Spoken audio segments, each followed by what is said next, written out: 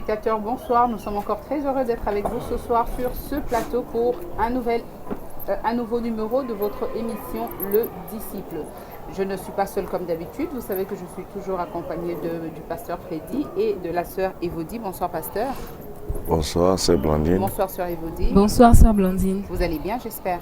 Oui, ça va bien, ça va très bien. Je suis très contente. Oui, nous revenons sur ce plateau ce soir, pasteur. La semaine passée, vous nous avez bien nourris. Voilà pourquoi nous revenons encore pour la continuité. On parlait de la 4e dimension. Et là, vous nous avez montré que la 4e dimension, c'était une dimension intermédiaire entre la terre et le ciel. Et on avait promis de revenir pour que vous puissiez nous montrer comment on pouvait tirer les bonnes choses de la 4e dimension. Parce que vous nous avez dit la fois passée que dans la 4e dimension, il y avait les bonnes et les mauvaises choses. Mais nous, en tant qu'enfants des dieux, on voudrait savoir ce soir comment pouvons-nous faire pour tirer les bonnes choses de la 4e dimension. Bonsoir les disciples, bonsoir enfants et peuple des dieux. Toujours dans la joie, comme vous le savez tous, qu'il n'y a pas pour nous une possibilité de confesser la négativité. Nous sommes là pour parler de ce qui est bon, de ce qui est juste, de ce qui est vrai et agréable, selon la recommandation de Paul. Ok. Donc, je voudrais tout simplement dire, sœur Blandine, la 4e dimension, c'est la dimension de l'esprit. Nous appelons la 4e dimension par rapport au monde terrestre. Parce que nous avions expliqué la fois passée que sur la terre, nous sommes gouvernés ou contrôlés par 3 dimensions différentes. Le temps, la matière, la lumière. Alors, comme il y en a 3, c'est pourquoi nous parlons de la 4e. Nous pouvons l'appeler 4e ou autrement appeler la dimension des esprits. Alors, cette dimension des esprits, si nous nous levons, si nous pouvons mettre ça à mesure en dimension, nous pouvons commencer par le chiffre 1 jusqu'au 3e chiffre. Nous comprendrons que jusque-là, nous sommes sur la terre. Et quand nous quittons la terre, nous commençons à s'élever, directement, on a affaire tous au céleste. Alors, la première des mesures que Dieu a placées, et la première des dimensions que vous rencontrez, c'est la dimension des esprits, ou ce que nous appellerons 4e dimension. Donc, pourquoi nous en parlons? C'est parce que nous avons vu que, en tant que des chrétiens aujourd'hui, on ne doit pas tout simplement parler des choses sans fondement, parce que nous avons un fondement aujourd'hui, et le fondement des disciples, c'est la parole. Voilà pourquoi on a posé des questions et on s'est demandé, est-ce que réellement les mots dimension existaient dans la Bible? Et nous avons navigué dans les Écritures. Et en fin de compte, nous étions convaincus dès l'émission passée que ce mot-là est bel et bien dans les Écritures. Mais la 4e dimension, je viens d'éclairer l'opinion et leur expliquer, ce n'est rien d'autre que la dimension des esprits. Je voudrais que vous puissiez d'abord me prendre des Écritures. Éphésiens chapitre 6. Éphésiens chapitre 6, vous me prendrez juste au 10e verset.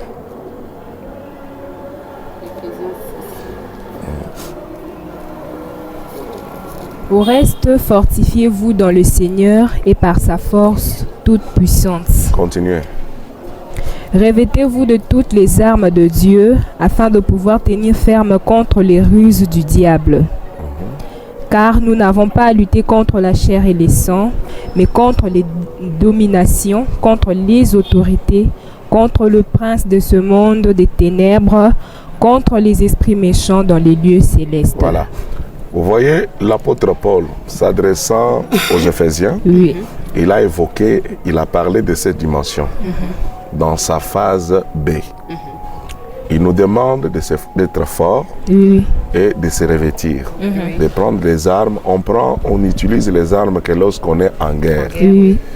Et il affirme qu'effectivement, chaque disciple de Christ, il est toujours en guerre.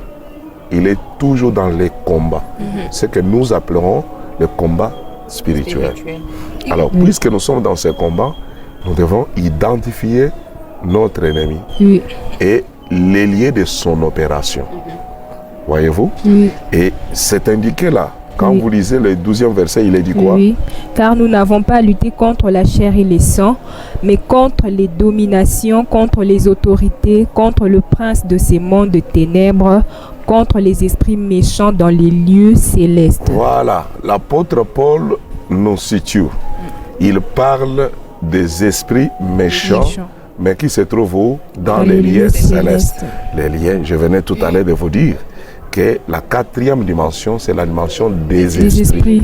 Ok? Oui. Donc, c'est les lieux célestes, comme l'apôtre Paul venait de le dire, que c'est aussi les lieux célestes. Oui. Maintenant, gardons cette pensée-là. Allons juste dans Éphésiens toujours. Oui. Le chapitre 1er, verset 3. Béni soit Dieu, le Père de notre Seigneur Jésus-Christ, qui nous a bénis de toutes sortes de bénédictions spirituelles dans les lieux célestes en Christ. Voilà. Toujours les lieux célestes. Vous comprenez maintenant que nous avons des sortes de lieux célestes. Oui. Mais tous les deux lieux sont des lieux célestes. Pourquoi cette précision de la part de l'apôtre Paul? Il voulait tout simplement nous faire voir la grandeur de la dimension que lui a intitulée les lieux célestes. Bien-aimés, disciples de Christ, ne l'oubliez jamais dans votre vie. Dans les lieux célestes, ces lieux célestes sont divisés en deux parties. Oui. Nous avons les lieux célestes où résident les esprits méchants. Et nous avons les lieux célestes En Christ. Oui. Voyez-vous? Oui. Voilà. Je voudrais que tous, unanimement, que nous puissions d'abord être d'accord à propos et savoir que puisque les lieux célestes existent, maintenant on te dit, toi, disciple et moi, que, attention, notre combat ne s'opère pas dans la dimension humaine. Oui. Notre combat s'opère dans la dimension céleste. Nous luttons dans cette dimension-là contre les autorités, les principautés, les dominations, ainsi de suite. Et en entretemps, nous voyons que même les bénédictions dont nous cherchons tant se retrouvent aussi dans les lieux célestes, mais en Christ. Donc en fait, comme vous avez dit l'autre fois, la 4e dimension, c'est comme un carrefour. Il y a les bons et les mauvais esprits. Donc les bénédictions sont dans les lieux célestes, les combats, c'est toujours dans les lieux célestes. Ouais. Mais la seule différence, c'est simplement que vous voyez qu'il y a la partie que Christ gouverne, et il y a la partie que Satan contrôle. Voilà la différence. Et quand vous mettez les deux ensemble, on peut aller plus loin, ajouter encore une 3e zone, c'est la zone des ondes éthères, où les scientifiques aussi exploitent. Tout être humain qui a assez d'aptitude, de capacité, il peut toujours atteindre cette dimension-là. Maintenant, nous, en tant que disciples de Christ, nous devons d'abord bien comprendre les mécanismes et situer. Après avoir situé, à ce moment-là, on saura comment se connecter et combattre à partir de ces liens-là. Oui. La situation. Vous venez d'évoquer situer les lieux célestes, mais en Christ. Toujours dans la 4e dimension. Quand c'est pour les combats, c'est les lieux célestes, mais ce n'est pas les lieux célestes en Christ. Effectivement. Mais quand c'est pour les bénédictions, les dons que Dieu a fait pour nous, là, c'est dans les lieux célestes en Christ. Dans les lieux célestes en Christ. Voilà. Maintenant, là, la question qui était posée, c'était de savoir comment maintenant nous pouvons faire pour obtenir ça. Obtenir quoi? Parce que nous avons obtenir les bénédictions pour les enfants de Dieu. Oui. Pour obtenir les bénédictions pour les enfants de Dieu. Oui, toutes les bonnes choses que Dieu a gardées pour nous dans la les bénédictions spirituelles dans le lit céleste en Christ. Voilà. Mais la réponse c'est déjà donné même par la lecture de l'Écriture. Tu peux revenir, s'il te plaît, sœur Ruthie? Béni soit Dieu, le Père de notre Seigneur Jésus-Christ, qui nous a bénis de toutes sortes de bénédictions spirituelles dans les lieux célestes en Christ. Voilà. On vous présente déjà Christ. Quiconque s'associe à Christ, il a accès aux bénédictions que Christ garde. Parce que toutes les bénédictions pour un enfant de Dieu, le disciple que nous sommes, c'est en Christ. Dieu a mis tout en Christ. Oui, nous savons que tout est en Christ, mais il y a des principes parce que Dieu est toujours derrière ces principes. Oui. Il y a des principes pour arriver à obtenir quelque chose. Parce qu'on peut dire aujourd'hui, tout le monde peut proclamer que voilà, je suis disciple de Christ, mais s'il ne suit pas les principes, il ne va pas posséder.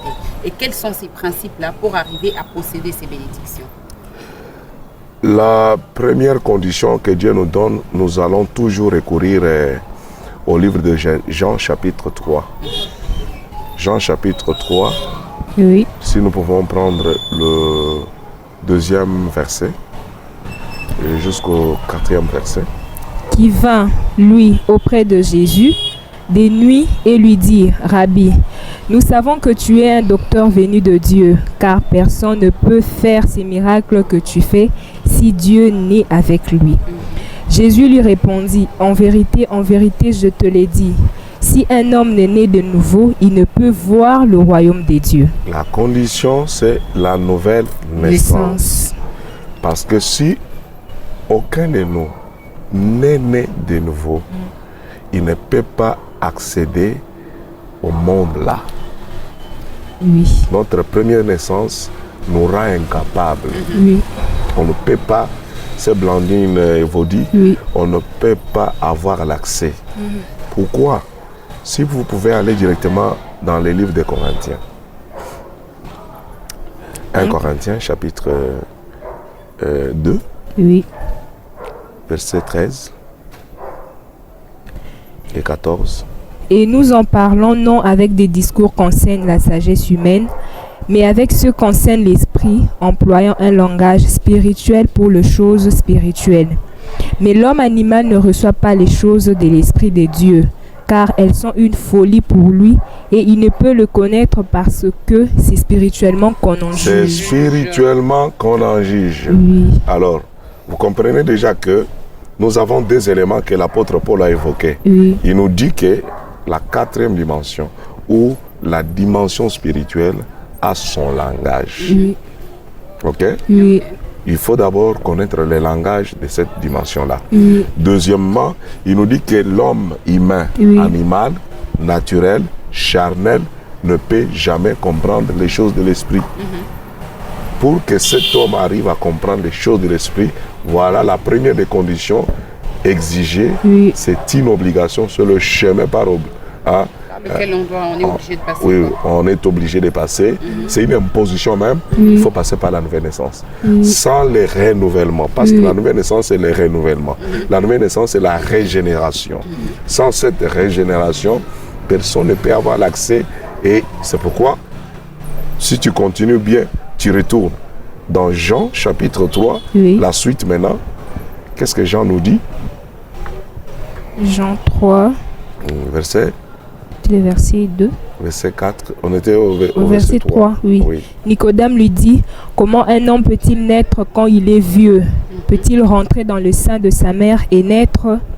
Jésus répondit, en vérité, je te le dis, si un homme n'est né d'eau et d'esprit, il ne peut entrer dans le royaume. La naissance ici concerne la naissance par le baptême, par immersion, ok? Et la naissance de l'esprit. Si votre esprit n'est né pas de nouveau, en tout cas, il est pratiquement impossible. En fait, la suite. Ce qui est né de la chair est chair, et ce qui est né de l'esprit est esprit. Voilà, ce qui est né de la chair, c'est Blandine Cérémonie, est chair. Tout être humain que vous voyez aujourd'hui, qu'il fréquente l'église ou pas, nous sommes tous déjà charnels. En tout cas, pasteur, c'est vrai que ce n'est pas notre sujet du jour, mais je vous demanderai un peu d'insister sur la nouvelle naissance. Parce que les gens ont toujours tendance à penser que la nouvelle naissance, c'est le fait d'aller dans les eaux de baptême. Mais là, on nous dit, c'est pas seulement naître d'eau, mais on doit aussi naître D'esprit. Les gens ont tendance à négliger le côté esprit et à plus privilégier le côté naissance dans l'eau ou dans En fait, le baptême d'eau, c'est l'engagement de bonne conscience. C'est simplement le choix qu'une personne témoigne envers Dieu publiquement.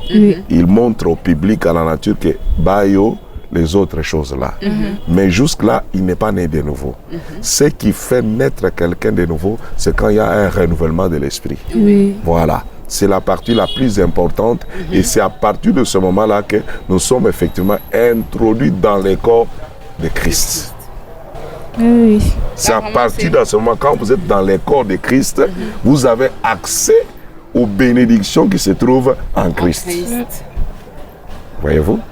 C'était vraiment important. C'est l'esprit, c'est la naissance de l'esprit. C'est le renouvellement de votre esprit. Quand aussi longtemps que votre esprit n'est pas renouvelé, mes sœurs, c'est impossible d'accéder au monde céleste en Christ. Donc c'est ça, marcher selon l'esprit. Oui, parce que une fois que vous êtes né de l'esprit, vous devenez un homme spirituel. Voilà, nous retournons un peu dans les paroles, dans les dires de Paul. Dans 1 Corinthiens. Oui. Au verset 14, qu'est-ce qui est dit?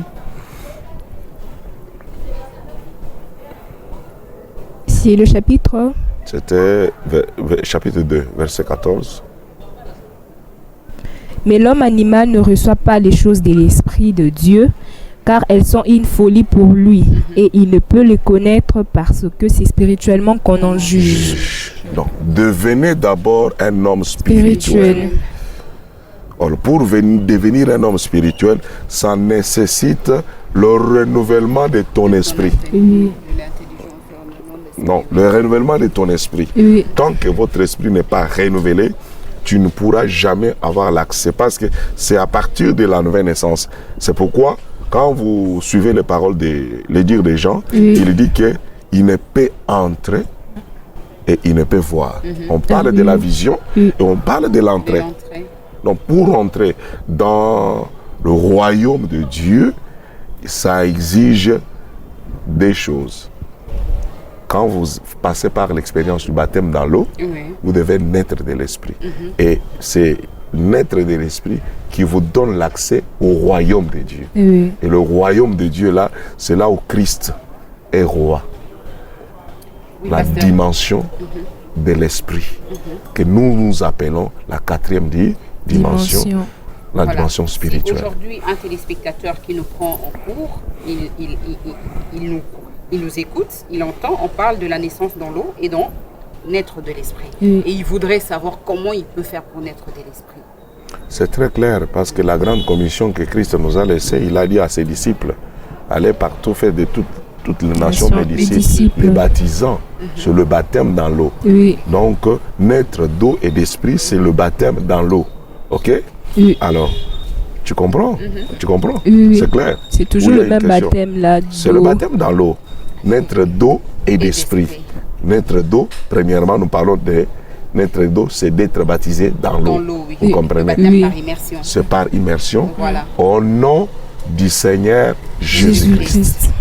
Les baptisants, c'est ce que Christ a laissé comme commission à tous les disciples. Les baptisants au nom du Père, du Fils et du Saint-Esprit. Quand Pierre, sous l'impulsion, puisqu'il était devenu un homme spirituel, l'homme de la 4e dimension, il a compris que le Père, le Fils et le Saint-Esprit, il s'agissait bien du nom Seigneur Jésus-Christ.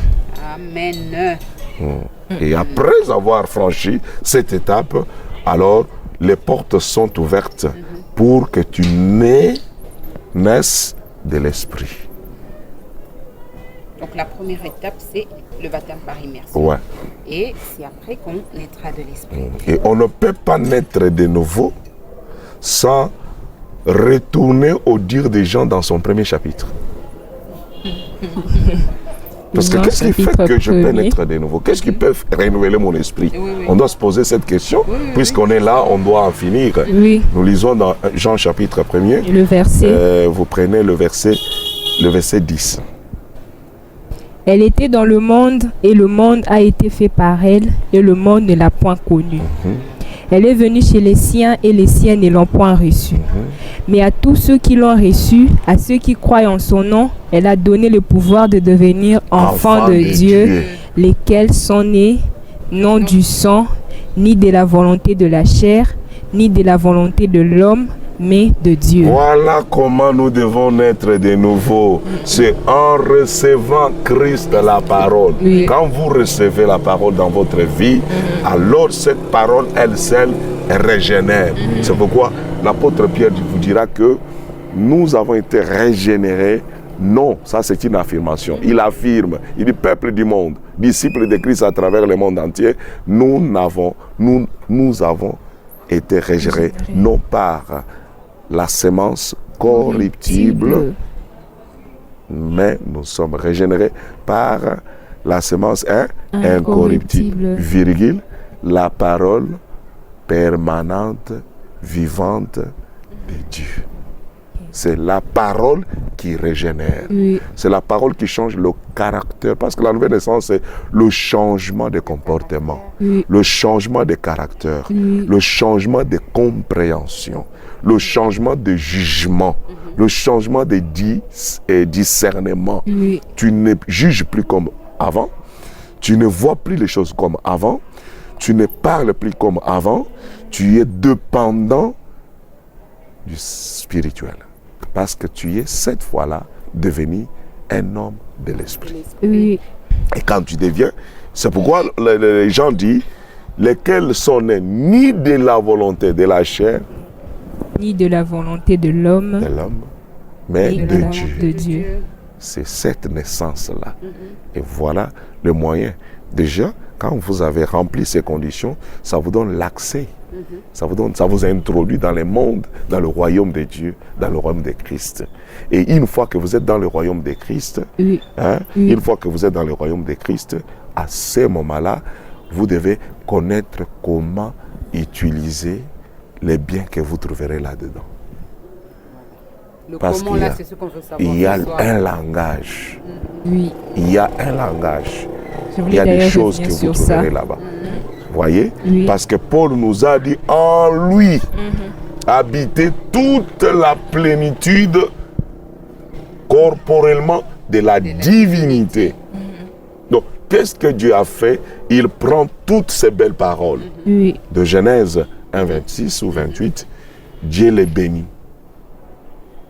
Dieu dit, multipliez-vous, soyez féconds, Oui. multipliez-vous, Remplissez. remplissez. Voilà les conditions que Dieu a dit. Et Dieu les bénit. Et toutes ces bénédictions, Dieu l'a mis dans une personne de Jésus-Christ. C'est pourquoi Paul dit, en lui habitait toute la plénitude, tout ce que le ciel conservait Oui. pour l'humanité, son monde, le monde des disciples, le monde des enfants de Dieu, ceux qui choisiront de les devenir, ça habitait dans cet homme-là, corporellement. Donc, si nous comprenons, parce que là nous sommes déjà en train de chuter, pour obtenir les bonnes choses de la 4e dimension, nous devons recevoir Christ dans notre vie et devenir spirituel. Parce que quand on reçoit Christ qui est la parole, nous devenons des hommes spirituels. Oui. Et c'est en devenant hommes spirituels que nous pouvons maintenant obtenir toutes les bénédictions qui sont dans les lieux célestes. en Christ. Apprendre parce que Christ même dans la chair, il a appris. Oui, oui. Apprendre maintenant comment utiliser la 4e dimension. Oui. Ça, c'est la question pour la prochaine émission. Voilà. On doit apprendre Comment comment utiliser utiliser la 4e dimension. Et là, on a vraiment aujourd'hui mis un point, on a vraiment insisté sur le fait que la nouvelle naissance, ce n'est pas seulement le baptême d'eau, mais c'est le baptême de l'esprit. Oui. Le baptême d'eau n'a rien à voir avec la nouvelle naissance. Voilà. Tu peux être baptisé dans l'eau, Oui. tu n'es pas né de nouveau. Tu comprends? Oui. La seule chose qui vous donne l'accès à la nouvelle naissance, c'est quand vous recevez. C'est pourquoi on dit, elle est venue chez les siens, la parole. Oui. La parole est venue chez les siens et les siens ne l'ont pas reçue. Mais quand même, on a constaté un corpuscule Oui. de gens qui ont reçu. Oui. Recevoir quoi? La parole. parole. C'est là, cette parole leur a donné le pouvoir pouvoir. de devenir enfants de Dieu. Oui. C'est que vous voyez qu'ils sont nés. C'est là que la naissance commence. Ok. C'est clair? Oui, c'est clair. C'est très clair. Les disciples, est-ce que c'est vraiment clair chez vous? Oui, j'espère que la sœur Exode, elle écoutera ça et elle sera satisfaite par rapport à... Ouais, ma fille Exode, je te salue. Bien que donc tu ne commentes pas, tu dois commenter les émissions. Bon, à partir des États-Unis, nous sommes ensemble avec toi. Ok. En tout cas, pasteur, nous avons été très richement bénis ce soir. On a compris que pour obtenir les bonnes choses de la 4e dimension, les bénédictions que Dieu a mis pour nous dans la 4e dimension, il faut recevoir d'abord la parole qui est Christ. Et c'est quand nous avons reçu Christ que nous pouvons maintenant être appelés enfants des dieux et recevoir ce qui nous est dû ou toutes les bénédictions que Dieu a mis pour nous au niveau de la 4e dimension. Nous avons vraiment été très contents ce soir. Vraiment. Chers téléspectateurs, j'espère que de même pour nous, vous avez été très ravis. Et on a vraiment insisté et on continue d'insister. La nouvelle naissance ne se limite pas seulement au baptême dans l'eau, mais aussi le baptême Non, de Sœur l'Esprit. Blandine, ne dis pas qu'il ne se limite pas. Le baptême d'eau, ce n'est pas la nouvelle naissance. Voilà, le baptême d'eau, le pasteur n'est vient pas la encore de nouvelle me C'est pas la parler. nouvelle naissance. Le baptême d'eau, ce n'est pas la nouvelle naissance. C'est l'engagement C'est d'une bonne l'engagement. conscience. Voilà. Tu t'engages, tu acceptes. Hein? C'est l'engagement d'une bonne conscience. Vous êtes engagé, vous avez témoigné publiquement. La nouvelle naissance, c'est lorsque vous recevez la parole. Oui. Voilà. Et le Recevoir la parole, ce n'est pas écouter la parole. Voilà. Ça aussi, il faudra C'est ce que je détailler. voulais, oui, c'est ce que je voulais préciser. Le pasteur vient de nous dire tout à l'heure que la nouvelle naissance, c'est un renouvellement. C'est un changement de caractère, un changement de comportement. Et vraiment, on a été très richement bénis ce soir. Oui. Est-ce que vous pouvez dire un mot de prière pour nos pasteurs? Seigneur notre Dieu, nous savons que tu es avec nous et tu es avec ceux qui sont dans les besoins et qui sont dans l'expectative. Nous voulons que toi, tu étends ta main puissante, que tu consoles, tu délivres, tu puisses, ô Seigneur notre Dieu, transférer la paix. Que l'Esprit de Dieu puisse souffler sur chacun d'eux et les sortir de tout noir dans lequel ils se tiennent et se trouvent présentement. Nous croyons qu'il y aura des témoignages d'une manière ou d'une autre au nom de Jésus-Christ. Amen. Amen. Amen. Chers téléspectateurs, nous avons été très contents d'avoir été dans vos maisons ce soir. Vous nous avez suivis et n'oubliez pas de vous abonner, n'oubliez pas de partager ces émissions, n'oubliez pas d'activer la cloche de notification pour être informé chaque fois que les nouvelles émissions sont mises en ligne. Bonsoir chez vous et à mardi prochain. Au revoir.